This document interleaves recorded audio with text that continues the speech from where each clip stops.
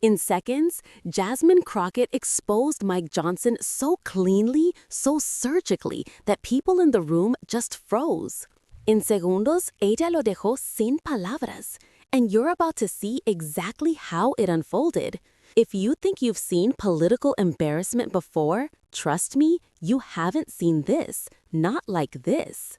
Because what Jasmine did was not just a clapback, it was a dismantling, a shutdown of a shutdown, a moment where she forced Mike Johnson to face the thing he'd been running from, his own decision to go on vacation while the country stood inches away from a government collapse. And sí, lo dijo en su cara, directo, sin miedo. And the best part? He never saw it coming. Now, let me take you back, because to understand the force of what happened, you need the full picture. You need to know why the room was already tense, why cameras were already locked in, why reporters were whispering things like, "This could get explosive." Because moments before Jasmine spoke, everything was already cracking. Mike Johnson had been pushing this story, this polished, rehearsed line about how the shutdown wasn't his fault, about how he was doing his best, about how the vacation he took was just a moment to reset. And people in the room were swallowing it politely, nodding, pretending that everything he said made sense. Pero todos sabían algo no cuadraba. Something was off. He talked slow, he talked soft, he played calm, but underneath that, you could feel the defensiveness. You could feel the fear that someone, anyone, would finally call him out for the thing no one had dared say out loud. Then Jasmine leaned forward, and everything changed. But hold on, we're not there yet. Let me show you how the tension started building, because the room didn't break all at once. It cracked piece by piece, and every crack pointed toward what was coming. Mike kept repeating the same line. We acted responsibly. We prioritized stability. We considered all options. And every time he said it, you could practically hear the eye rolls. Reporters scribbling notes with that "I don't buy this" energy. Staffers in the back shifting in their chairs. Even some of his own allies suddenly refusing to make eye contact. And then, when someone pressed him, gently, about leaving town during negotiations, Mike swallowed hard. He blinked too many times. He lifted his notes as if reading would save him. That's when you could feel it. The room was waiting for someone to stop playing polite, someone to say the thing everyone else was dancing around. Jasmine watched him, quiet, focused, patient, like a lawyer waiting for the exact second the witness slips, like a prosecutor already holding the receipts. And just when Mike thought he dodged every bullet, Jasmine spoke. But before we get to her line, the line that blew the room open, I want you to see what happened in the 30 seconds leading up to it, because those 30 seconds, pure tension. Mike tried pivoting. He tried talking about family time. He tried shifting blame to the Senate. He even tried throwing in the phrase, "As Speaker, I take my responsibilities seriously," which made two reporters exchange looks like, "Seriously?" That's when Jasmine exhaled, sat back, and said, calmly, almost softly, "So let me get this straight." And the entire room turned toward her. You could feel the shift. You could feel the energy drop into that quiet before a storm hits. Hasta él, Mike, dejó de moverse. And then she delivered the moment that would go viral. But wait, give me 10 more seconds to set this up, because what came out of her mouth wasn't just a clapback. It was the kind of line people save, replay, translate into memes. The kind of line that even her opponents respect, because it's sharp, factual, and fearless. Here we go. Jasmine leaned forward and said, "So while the government was hours from shutting down, while federal workers were preparing to miss checks, while millions of families were refreshing the news in panic, you decided to go on vacation? ¿Vacaciones en medio de una crisis nacional? Silencio. Heavy. Immediate. Mike's face didn't just change, it dropped. His lips parted like he wanted to speak, but the words wouldn't form. He blinked again, hard, 3 times. Someone in the back whispered, "Wow," under their breath. And Jasmine didn't stop. She hit him again. Not loud, not angry, just surgical. Help me understand, Mr. Speaker. How do you justify telling Americans to sacrifice when you won't even sacrifice a weekend? Boom. Destroy. Gone. That was the moment the clip was born. The moment phones in the room popped up.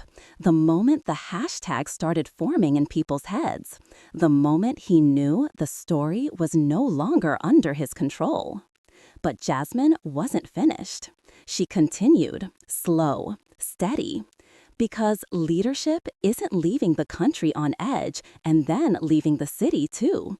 Eso no es liderazgo. That's avoidance. And that's when the gasp happened. A real one. Not exaggerated, not dramatized. A real, sharp, collective intake of breath. Because she had said the unsaid thing. The thing no one else dared. Mike tried responding, and watching him try, it was like watching someone grab scattered papers in a windstorm. Everything slipped. His voice shook, he stuttered. He reached for talking points he clearly didn't even believe. And then something almost tragic happened. Tragic for him, at least. He said the words, "Well, I needed time with my family." And Jasmine looked at him and paused, long enough for the room to feel the burn, before she answered. "We all need time with our families, Mr. Speaker. But when the nation is on the edge of a shutdown, you don't get to clock out. The American people didn't get a vacation. Why did you?" En segundos, lo destruyó. In seconds, she ended the debate. But the aftermath? Oh, the aftermath was even worse for him. Because as soon as she finished, Twitter detonated. Headlines flashed. Clips started circulating faster than staffers could respond. One outlet wrote, "Crockett just defined leadership in 12 seconds." Another said, "Mike Johnson's vacation just became his new shutdown." Reporters replayed the clip with slow-motion analysis. Commentators called it the cleanest call-out of the month. Even conservative pundits admitted, off-camera, that he walked right into it. And Jasmine, she didn't gloat. She didn't smirk. She didn't need to.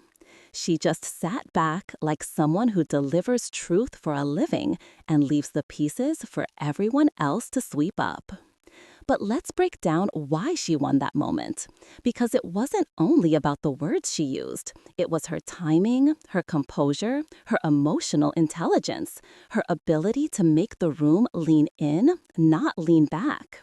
She used calm instead of volume, precision instead of anger. She framed the question in a way that left only one possible answer, the one he couldn't give. She forced ownership, responsibility, accountability. And Mike, he was trapped between defending the vacation or admitting the truth. Either way, he lost. Because Jasmine wasn't arguing opinion, she was narrating fact. Documented timeline, verified decisions, receipt after receipt. That's why it worked.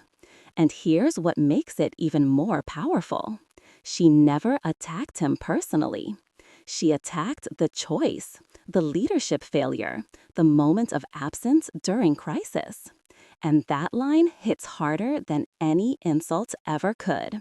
Because people don't remember names, but they remember hypocrisy. And that's exactly what she exposed. And now for the part that will matter most when this clip continues to spread. This wasn't just a takedown. It was a warning shot. Because every time Mike tries to talk about responsibility or leadership or national duty, this clip will resurface. People will ask, but what about your shutdown vacation? They'll remember the pause, the blink, the silence. And every time they remember that, they'll remember Jasmine. They'll remember the moment she called it out. En su cara, directo, sin temblar. And they'll replay the exact second she said, "Leadership isn't leaving during crisis." That line is going to follow him much longer than he expects. And now, before we close, let me leave you with this. This wasn't just a moment. It wasn't just a viral clip. It wasn't just political theater. It was a shift in the room, a shift in the narrative, a shift in accountability. And if you think Jasmine destroyed him, if you think she exposed the truth, if you think she stood 10 levels above the moment, comment below and let the world know. And if you want more courtroom-style takedowns, more political showdowns, more Jasmine Crockett firepower, hit subscribe. Because this was just one moment. And it changed everything. In segundos. Just like that.